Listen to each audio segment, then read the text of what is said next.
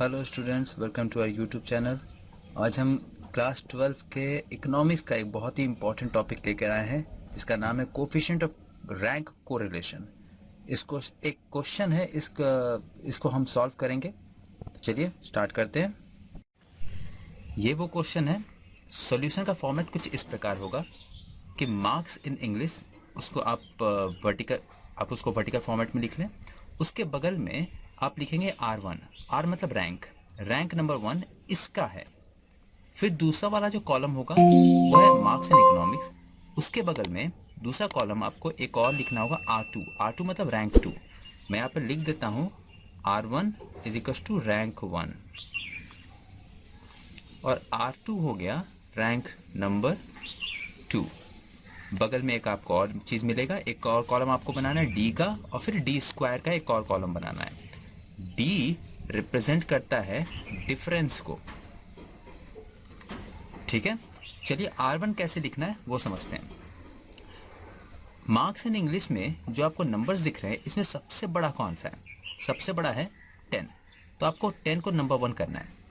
याद रहे रैंक हमेशा डिक्रीजिंग ऑर्डर में रखना है, तो जो बड़ा होगा बड़े से छोटे के फॉर्मेट पे इसको रखेंगे। जैसे 10 हो गया पहला, सबसे बड़ा इस नंबर में, इस 5 नंबर में सबसे बड़ा 10 है तो इसको 1 किया। 10 के बाद 9 होगा, इसको 2 नंबर करेंगे। 9 के बाद 8 होगा, ये हो गया 3 नंबर। 8 के बाद 6 4 नंबर, और ये हो जाएगा 5 नंबर। जैसा मैंने कहा था रैंक आपको ऑलवेज नंबर के डिक्रीजिंग ऑर्डर पे रखना है, मतलब बड़े से छोटे के फॉर्मेट पे रखना है। मार्क्स एंड इकोनॉमिक्स में भी सेम वे में आपको रैंक बनाना है। इसमें सबसे बड़ा है 9, तो ये होगा 1, ये होगा 2, ये हो जाएगा 3, माय मिस्टेक, ये होगा 3 7 नंबर, फिर ये होगा 4 और ये होगा आपका 5 नंबर। रैंक आपको चाहे इसका फर्स्ट वाले का रैंक हो या सेकंड वाले का रैंक हो, आपको हमेशा डिक्रीजिंग ऑर्डर में रखनी है, ठीक है। फिर आपको डिफरेंस निकालना है डी। डी हमेशा, जैसे मैंने कहा, डी मतलब हो गया डिफरेंस, और डिफरेंस का फॉर्मूला होता है D is equal to R1 minus R2, मतलब 3 माइनस 1 ये होगा 2, 1 माइनस 2 ये हो जाएगा -1, 5 माइनस 4 ये होगा 1, 4 माइनस 3 1, 2 माइनस 5 -3।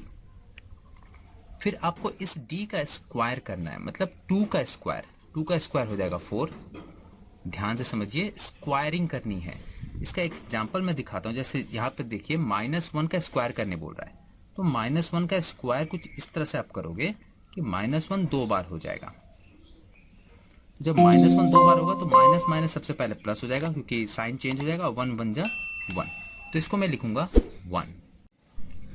1 का स्क्वायर करना है आपको, 1 का स्क्वायर होगा 1, 1 का स्क्वायर होगा 1, और -3 का भी इसी तरह से आपको स्क्वायरिंग करनी है। -3 का स्क्वायर विच इज -3 इंटू -3, तो ये हो जाएगा माइनस माइनस प्लस, 3 3 जा 9, तो यहाँ हो जाएगा आपका टोटल 9, ठीक है। आपको यहाँ पे 3 चीज़ों को प्लस करना है, 3 कॉलम्स को आपको प्लस करना है। पहले वाले को प्लस करना है, प्लस मतलब यहाँ पे आपको काउंट करना है टोटल कितने हैं नंबर इन इंग्लिश। आपको जो काउंट है मार्क्स इन इंग्लिश कितने, 1 2 3 4 5, ये टोटल आपको n के फॉर्मेट पे रखना है। n is equal to 5। इसको काउंट मत कर लेना, टोटल मत कर लेना, ठीक है। यहाँ पे आपको सिर्फ काउंट करना है, एडिंग नहीं करनी, ठीक है। एक डी वाला जो सेक्शन आपको दिख रहा है, इसमें भी आपको एक समेशन डी का कॉलम पे रखना है। आप इधर देखोगे कि -3 और -1 -4 होगा, 2 1 2 1 3 1 4, तो ये हो जाएगा आपका 4 -4 विल बी 0। और इसको जब आप कैलकुलेट करोगे, summation D square is equal to 9 10 11 12 and 4 16। इतना करने के बाद आपको फॉर्मूला लिखना है।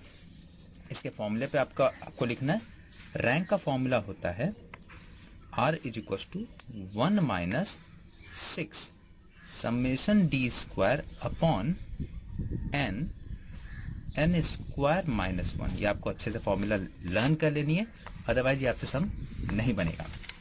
आपको उस फॉर्मूले पे पुट कर लेना है सारी चीज़ें।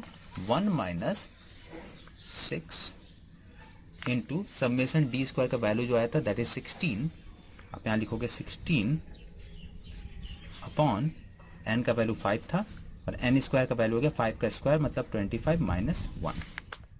फिर ये हो जाएगा 1 माइनस 16 6 जा 96 अपॉन 5, 25 माइनस 1 विल बी 24।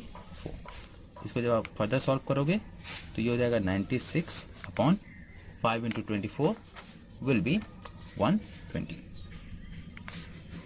इसको फिर आप और सॉल्व करोगे तो 1 माइनस इसके नीचे पर आप एलसीएम ले लोगे इसको टोटल, तो ये हो जाएगा 120। यहाँ हो जाएगा 120 minus 96, 120 minus 96 will be 24 upon 120। फिर जब आप इसको 2 के टेबल से किसी भी टेबल से काटो, मैं इसको 12 के टेबल से डायरेक्ट काट रहा हूँ, 12 2 जार 22, 12 2 जार 24 और ये हो जाएगा 10। फिर 2 1 जा एंड 2 5 जा, ये हो जाएगा 1 अपॉन 5।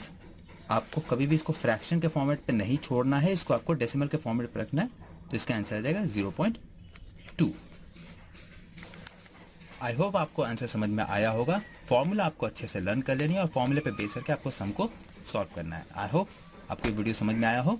अगर आपको वीडियो समझ में आया हो, क्वेश्चन समझ में आया हो, तो डेफिनेटली वीडियो को लाइक करें और चैनल को सब्सक्राइब करें। Thank you so much for watching.